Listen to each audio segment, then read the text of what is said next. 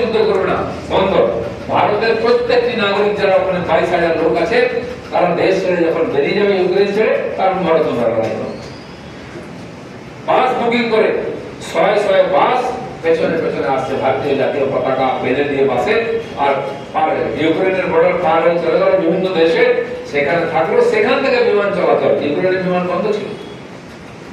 মজার ব্যাপার, আমাদের দেখা দেখি কিছু দেশ চেষ্টা করেছে, বাকিরা কিছু করেনি। আমেরিকাও পর্যন্ত তাদের নাগরিকদের নেয়নি। পাকিস্তান, বাংলাদেশ, নেপাল, শ্রীলঙ্কা, গরিব দেশগুলো লোকেরাও পড়তে যাবে না। তারা যখন ফোন করে দেবে, তোমরা নিজেরা গেছো, নিজেরা বুঝে নাও। কোনো দেশ চেষ্টা করে, ভারত চেষ্টা করেছে আমার, এবং তারাও দেখলো যে ভারতীয়রা ভারতীয় জাতীয় পতাকা দেখলে ওখানকার পুলিশ মিলিটারি আটকাচ্ছে না, গাড়ি ছেড়ে দিচ্ছে। পাকিস্তানিরাও ভারতীয় জাতীয় পতাকা তৈরি করেছে, দিয়ে নিজের বাসে বেঁধে নিয়ে ভারত মাতাকে জয় বলতে বলতে পারবে।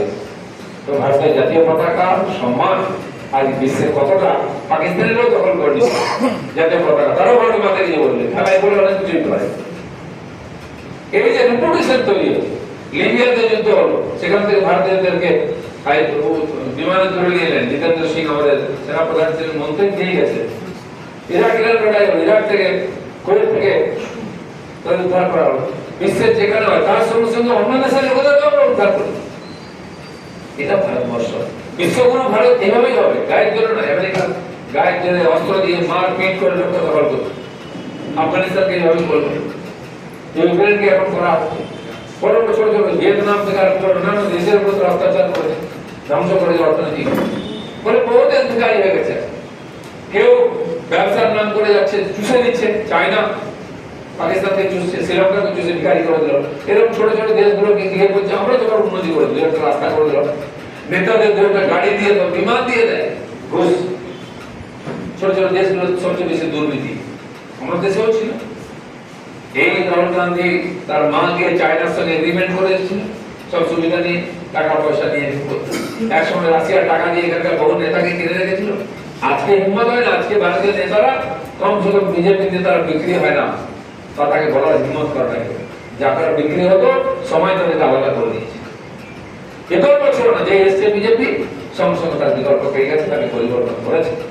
তো এই যে যারা ব্যবসার নামে সেবার নামে যাচ্ছে, তাদেরকে দিয়ে যাচ্ছে, ঋণ দিয়ে যাচ্ছে, নাও না নাও না, অর্ধেক খরচা নেতারা খায়। এমন জায়গায় পৌঁছে গেছে ঋণ আর ফেরত দিতে পারছে, তোমার ওই বন্দরটা দিয়ে দাও, তোমার এয়ারপোর্টটা দিয়ে দাও, ওই দ্বীপটা দিয়ে দাও, কিনে নিচ্ছে। এই যে শোষণের রাজনীতি দুনিয়ার কাছে, যেমন সমাজে গরিব লোক শোষিত হয়, ছোট ছোট দেশগুলো শোষিত হচ্ছে এই মহাশক্তির কাছে। তারা বুঝেছে ভারতবর্ষ ঠিক আছে, কাউকে বলতে গিয়ে যুদ্ধ বাঁধিয়ে দিচ্ছে, আমার কাছ থেকে হাতিয়ার কেন? আমেরিকার অর্থনীতি খুলে ফেলে উঠেছে, আজ ডাউন হয়ে যাচ্ছে, কেউ কিনছে না হাতিয়ার, কিনছে তো ভারতের কাছে, দামও কম, জিনিসও ভালো। 60টা দেশ লাইনে আছে আমাদের তেজস বিমান কিনতে, ব্রহ্মোস মিসাইল কিনতে, অন্যান্য অস্ত্রশস্ত্র কিনতে, ভারত দিয়ে বসে আছে, বানানো বিক্রি করতে। আর যেটা আমাদের ছিল না, যেমন বুলেট ট্রেন নিয়ে এসে আমরা লাগাচ্ছি। আমাদের দেশে যুদ্ধ বিমান তৈরি হচ্ছে, কিন্তু যাত্রী বিমান তৈরি হতো না, বিরাট বড় বাজেটের ব্যাপার।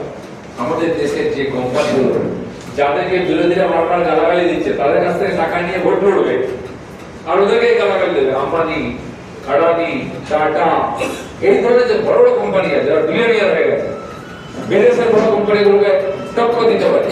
এই যত বিমান বলুন, জাহাজ বলুন, তিনি প্রাইভেট কোম্পানি তৈরি করে, কোনো সরকার করে না। ওই দেশের সরকার নিয়ন্ত্রণ করে কাকে বিক্রি করুন, কাকে নয়। বোয়িং বলুন বা বাকি যে বিমানে চড়ি আমরা, এই কোম্পানিগুলো সব প্রাইভেট কোম্পানি। আজ আমরা আম্বানির সঙ্গে টাই আপ করেছেন মোদি, যে ভাই আমরা কিনবো, কিন্তু তৈরি করতে আমাদের দেশে। কে করবে? আম্বানি। কত হাজার কোটি টাকা লাগবে বলো? আমরা তো ফ্রান্স থেকে নিয়ে আসতে পারতাম, জিএসটি রাফাল। এখন বলছি একবার অস্ত্র কিনেছি, আর কিনবো না, তোমার কাছ থেকে কিনবো কোম্পানি, কিন্তু আমার দেশে বানাতে হবে। আমার ইন্ডাস্ট্রি, আমার টেকনোলজি, আমার জমি, আমার লেবার, আমার ইঞ্জিনিয়ার, চাকরি পাবে না। আমার দেশের অত্যন্ত উন্নত। ঠিক সেরকম এই যে জাহাজে করে তেল আসে, বিশাল বিশাল জাহাজ, আপনারা দেখেন এখানে রায়পুরে গিয়ে গঙ্গা দিয়ে যায়, যখন হলদিয়াতে আরো বড় জাহাজ আসে, এখানে ঢুকতে পারে না। 1/2 কিলোমিটার লম্বা একটা জাহাজ রিসেন্ট তৈরি, কে করছে? কোরিয়া, একটা ছোট্ট দেশ। এই হুন্ডাই গাড়ি সবচেয়ে ছোট গাড়ি, এখানে অনেকে চড়েন 5-7-10 লাখ টাকা, আর হাজার হাজার কোটি টাকা দামের একটা জাহাজও তারা তৈরি করে, একই কোম্পানি করছে। আমরা কেন পারি না এত বড় হয়েছে, এত বছর ধরে? হ্যাঁ করতে হবে। সেই কোম্পানির সঙ্গে টাই আপ করতে ভারতবর্ষ তৈরি হবে। মানে 7,000 কিলোমিটার আমাদের জলসীমা আছে, আমরা কেন পারি না? তৈরি হচ্ছে। বরং ওইসব জাহাজ কন্ডেম হয়ে আমাদের দেশে আসে, গুজরাটে গুলো কাটিং হয় বিক্রি। আজ দূরদর্শীরা ছিল না, নরেন্দ্র মোদী সেটা মিশন দিয়েছেন সবাইকে যে করো, তুমি করতে হবে। স্বামী বিবেকানন্দ যখন আমেরিকা যাচ্ছিলেন জাহাজে করে, সেই সময় জামশেদজি টাটাও জাপান যাচ্ছিলেন ওই জাহাজে করে। ভাবুন 100,000 বছর 600 বছর আগে। তখন এখানে কলকারখানা কিছু হয়নি, পরাধীন দেশ। তো টাটা ইয়াং ছিলেন, জাহাজ তো যায় 1 মাস 1.5 মাস, কাজ নেই, তো ডেকে বসে থাকো।